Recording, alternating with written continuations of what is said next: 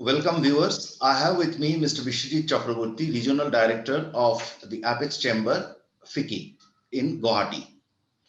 Mr. Chakrabarty has rich professional experience of working with Indian business and corporate sector nationally before he moved to his hometown, Guwahati. In today's episode, we will primarily deal with three issues. Uh, it is all concerning Northeast. Number one, the impact of COVID in the regional economy and its prospect of revival. Two, the areas in which the region should focus in the future. And three, the importance of skill development from the Northeastern perspective to improve employment and employability. So, welcome, Mr. Chakrabarty. Thank you. To start with the first question, the impact of COVID in Northeast, every region is not equally impacted. Even in the first wave, we saw that, Maharashtra, Delhi has a different scale altogether.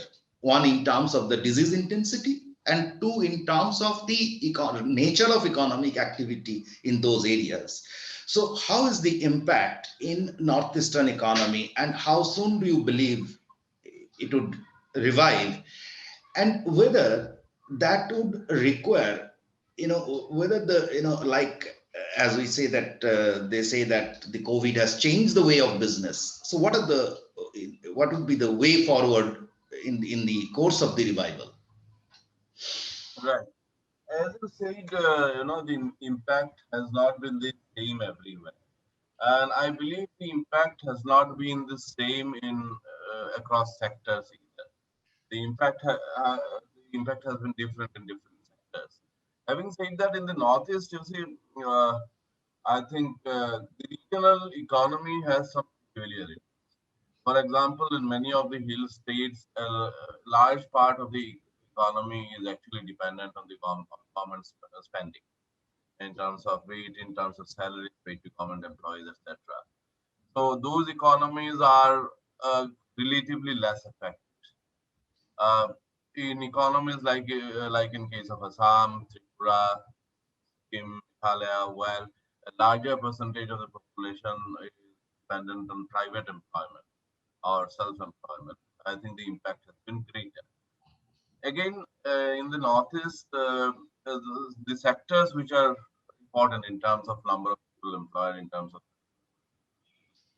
if we look at the sectors, I think it is primarily tourism, uh, uh, agriculture and allied agro-food processing.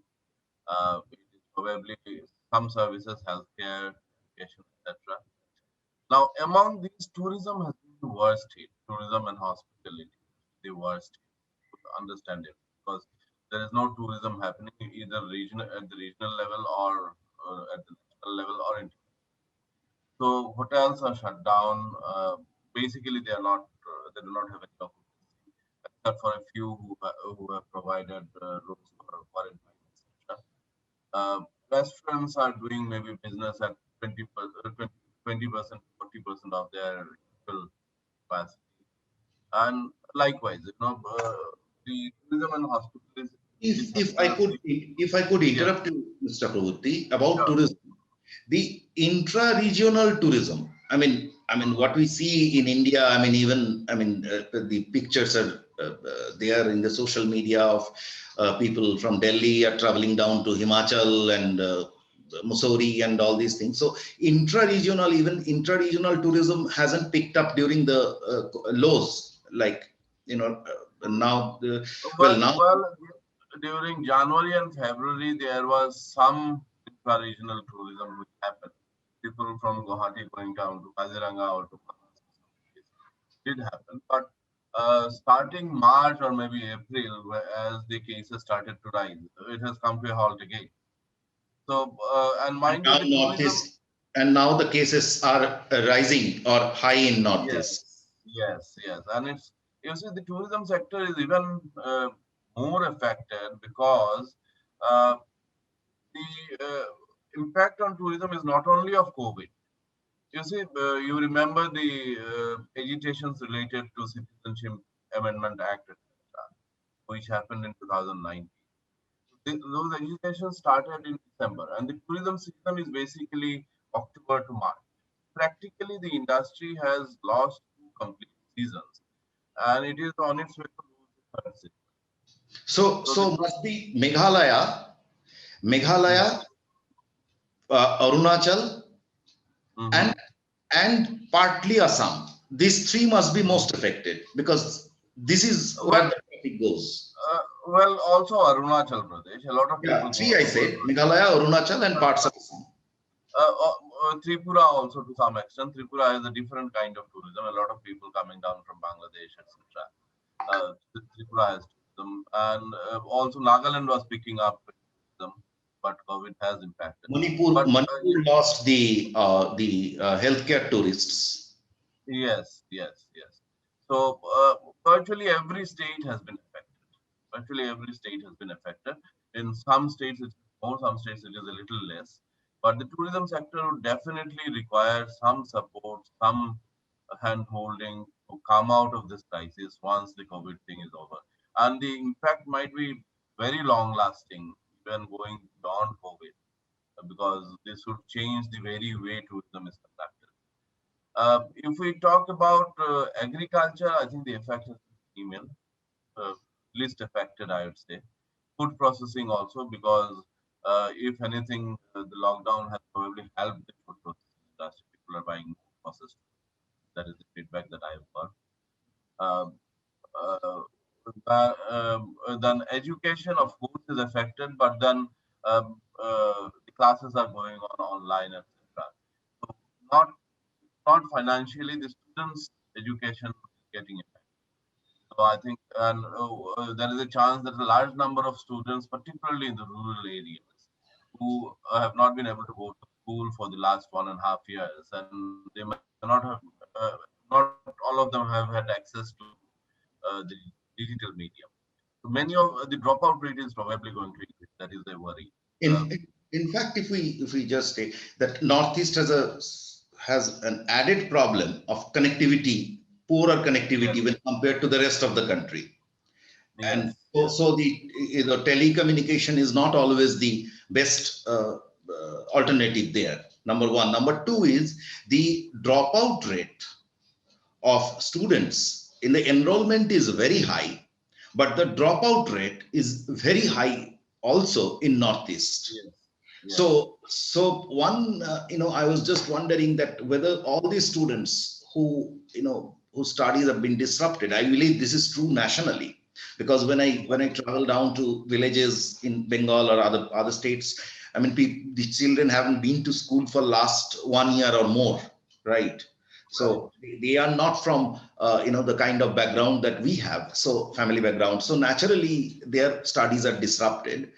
So, but the fear is whether there will be dropouts, I mean, whether it will increase nationally, and what will be the case in Northeast, where the dropout rate is as such high. Even in the Northeast, that is the fear that many of the students who have not been able to go to school for the last 1.5 years, who have not really attended school even through the digital medium, may not come back to. Right. And this may be truer in case of girls. Many of the girls in rural areas, particularly among certain communities, might actually be forced to get married, and all those kind of things might happen. Uh, Boys might start working with their fathers in the farms, etc., and they may not want to come back. So the dropout rates, the worry is that the dropout rates are going to increase further. So if I just want to wrap up this part, uh, Hmm. how do I mean? One is Northeast is primarily agrarian economy, Yes, excepting parts of Assam in Guwahati area that has industries, and in Dibrugarh there are right, industries.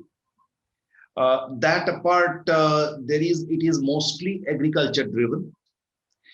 Meghalaya had a huge revenue from tourism, so that's affected.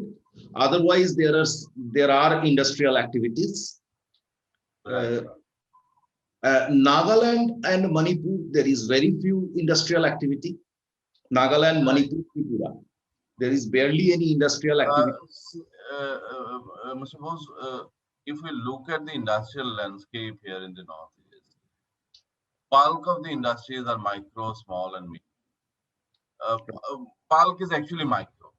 So even in Nagaland, Manipur, etc., we have a large number of micro enterprises which had come up, and they are the worst sufferers because Right. your large enterprises who have a market presence, who produce things which are in demand, the impact of COVID on those enterprises has been minimal compared to what is the impact of the micro enterprises.